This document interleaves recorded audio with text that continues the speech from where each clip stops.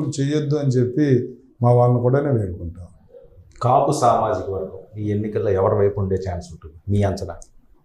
కాపు సామాజిక వర్గం ఎప్పుడే డిసైడ్ అయిపోయిందండి.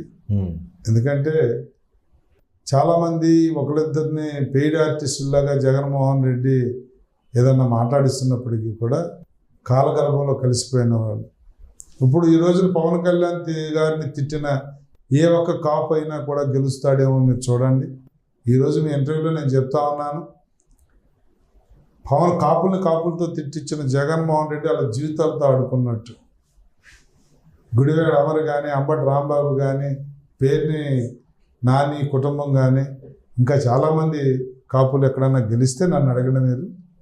కాపులందరూ మాకు నాయకత్వం కావాలని కోరుకుంటున్న రోజులు ఇవి. తప్పకుండా కాపులందరూ కూడా పవన్ కళ్యాణ్ గారిని ఆదరిస్తారు. పవన్ కళ్యాణ్ గారు ఎవరికి చెప్తే వాళ్ళు ఓట్లు వేయడానికి కాపు జాతి సిద్ధంగా. కాపు పెద్ద ఉద్యమ నేత ముద్రగడ పద్మనాభం గారు పవన్ కళ్యాణ్కి సవాలు విసురుతున్నారు, అంతు చూస్తానంటున్నారు. సాధ్యమా పిఠాపురంలో? అంటే నేను ఆయన్ని ఏమి అనను కానీ, ఎందుకంటే ఆయన కూడా ఒక కాపు నేతగా కొన్ని కార్యక్రమాలు చేశాడు, ఆరోగ్యం పనంగా పెట్టి. అసలు ఆయన ఎక్కడ సక్సెస్ అయ్యాడు, జాతిని ఎక్కడ ముందుకు తీసుకెళ్ళి ఎక్కడ కంప్లీట్ చేశాడు, ఏ ఉద్యమాన్న ఒకసారి నేను మీ ద్వారా ఆయన అడుగుతా ఉన్నా. పవన్ కళ్యాణ్ గారు జగ్గంపేట నడిబొడ్డిన లాస్ట్ ఎలక్షన్ ప్రచారంలో కాపు రిజర్వేషన్ చంద్రబాబు ఇచ్చిన 6% నేను వచ్చిన తర్వాత అమలు చేయను అంటే ఈ 5 సంవత్సరాలు ఆ విషయం ఎక్కడన్నా ముద్రగడ పద్మనాభం గారు మాట్లాడారా? కాపు విదేశీ విద్య, కాపు కార్పొరేషన్కి చంద్రబాబు గారు ఇచ్చిన నిధులు జగన్మోహన్ రెడ్డి ఇవ్వకపోతే 5 సంవత్సరాల నుంచి ముద్రగడ గారు కనపడలేదా? ముద్రగడ గారు కొంతమంది వ్యక్తులు ద్వేషించే ఉద్యమ నేత కానీ కాపులను వెనకేసుకొచ్చి కాపుల కోసం పోరాడిన ఉద్యమ నేతగా మిగలాలని ఆయనే అనుకోవట్లేదు. మేము అనుకున్నాం ఆయన ఉద్యమ నేతగా కాపుల్ని ప్రొటెస్ట్ చేస్తాడేమో. అసలు ఏ ఉద్యమం కంప్లీట్ చేశాడండి ఆయన? మొదలు పెట్టడం, ఏదన్నా మధ్యలో ఏదన్నా జరగటం, ఆయనకు అనుకూలంగా ఏదన్నా మాటలు జరగటం, ఆయన ఆపేయటం. విజయభాస్కర్ రెడ్డి గారి దగ్గర నుంచి ఆయన ఉద్యమం దగ్గర నేను చూస్తా ఉన్నా. ఇప్పుడు వరకు ఏ ఉద్యమాన్ని ఆయన ఏది సాధించి క్లోజ్ చేశాడో ఒకసారి ప్రజలకు చెప్పమనండి. పవన్ కళ్యాణ్ గారి సంగతి ఆయన తర్వాత చూస్తాడు. ముద్రగడ పద్మనాభం లాంటి నాయకులు భుజం మీద గన్ పెట్టి కాపులు కాల్పిస్తూ ఉన్నాడు జగన్మోహన్ రెడ్డి. మరి ఈయన ఉద్యమ నేత, కాపు నేత, కాపు పక్షపాతి, కాపు శ్రేయస్సు కోరుకున్నవాడైతే నేను నిజాయితీగా ఆయన ఒకటే క్వశ్చన్ అడుగుతున్నాను. కాపు జాతికి నువ్వు ఏంటి చేసి, ఏది మొదలుపెట్టి, ఏది కంప్లీట్ చేసి, ఏ బెనిఫిట్ ఇచ్చావో ఒకసారి చెప్పి అప్పుడు పవన్ కళ్యాణ్ గారి గురించి మాట్లాడమని కోరుతా. ఎందుకు ముద్రగడ గారికి మెగా ఫ్యామిలీ అంటే అంత కోపం అండి? ముద్రగడ గారికి ఆయన తప్ప, ఆయన చెప్పింది తప్ప ఎదుటివాళ్ళు చెప్పే గుణం ఎప్పుడు లేదండి. ముద్రగడ గారికి ఏంటంటే ఆయన ఒక మోనార్క్. నేనే చెప్తాను, నేను చెప్పిందే వినాలనే తత్వం అయింది. ఇంటికి వస్తానన్నారు, రాలేదంటాడు. లేదా మాట్లాడుతున్నానని మాట్లాడటం లేదంటారు. ఒక సెలబ్రిటీ, ఒక పార్టీ అధ్యక్షుడు, ఈ జాతి గర్వించదగ్గ స్థాయిలో ఉన్న వ్యక్తి కాస్త ఓర్పు సహనం మీకు కూడా ఉండొద్దా?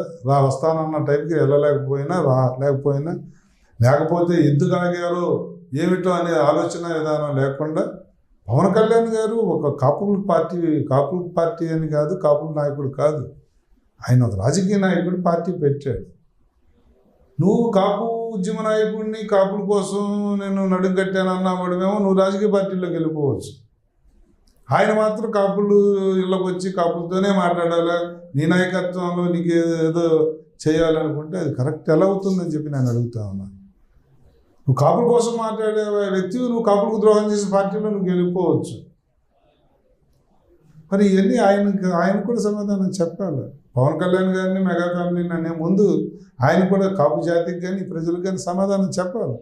ముద్రగడ గారి ఎఫెక్ట్ పిఠాపురంలో ఉంటుందా మీ అంచనా? ఒక్క పైసా, నయ పైసా నాందం కూడా ఆయన ఎఫెక్ట్ ఏమి ఉండదు. ఒక్క ఓటు కూడా ఆయన ప్రభావితం చేయలేడు. లక్షల పైన ఓట్ల మెజార్టీతో పవన్ కళ్యాణ్ గారు పిఠాపురంలో గెలవబోతా ఉన్నారు. ఆయన గెలుపు ఎవరు ఈ పార్టీలు కానీ జగన్మోహన్ రెడ్డి దాన్ని ఎంత పర్సనల్గా తీసుకున్నా, ముద్రగడ గారు ఎంత నోరు గొంతు చించుకున్నా కూడా దాన్ని ఆపే శక్తి ఎవరికి లేదు. ప్రజలు ఫిక్స్ అయిపోయారు.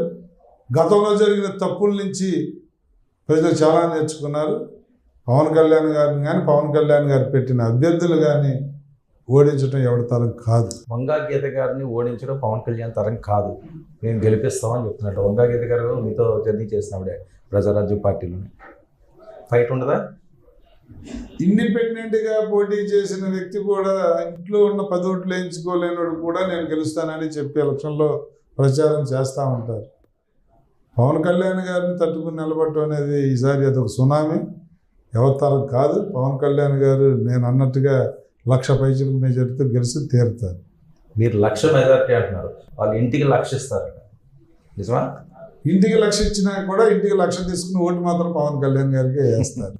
ఎందుకంటే పవన్ కళ్యాణ్ గారు అంటే ప్రేమ. పవన్ కళ్యాణ్ గారి నిజాయితీ మీద, చిత్తశుద్ధి మీద ఈ రాష్ట్రంలో నమ్మకం పెరిగిందండి. ఒక బంగారం లాంటి భవిష్యత్తు, ఒక చెమట పట్టని ఎవరితో ఒక మాట అనిపించుకొని భవిష్యత్తుని వదులుకొని ఆయన ఈరోజు రాజకీయ పార్టీ రోడ్డు మీదకి వచ్చారంటే ఆయన బతుకుతెరువు కోసం కాదు. ఆయన కోసం అయితే ఈ పొత్తు కూడా ఉండదు.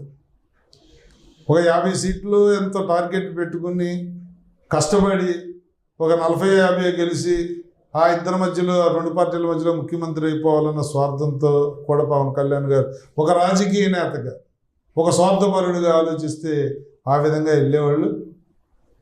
కానీ అలా కూడా వెళ్ళకుండా ప్రభుత్వ వ్యతిరేక ఓటు చేయాలనేమని రాష్ట్రాన్ని కాపాడుకుంటాను అంటే ఆయన స్వార్థం లేని ఆయన మనస్తత్వం ఈ రాష్ట్ర ప్రజలకు నచ్చింది.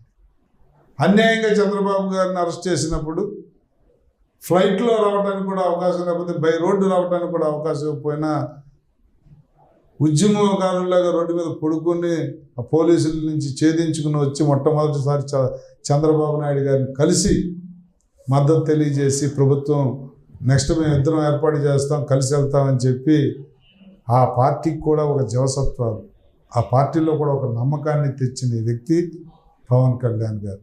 ఆ విధానం ప్రజలకు నచ్చింది. కష్టాల్లో ఉన్న వ్యక్తుల పట్ల ఆయన చూపించే బాధ్యత, కష్టాల్లో ఉన్న ప్రజల పట్ల ఆయన చూపించే ప్రేమ, అభిమానం ఈ రాష్ట్ర ప్రజలు అర్థం చేసుకున్నారు.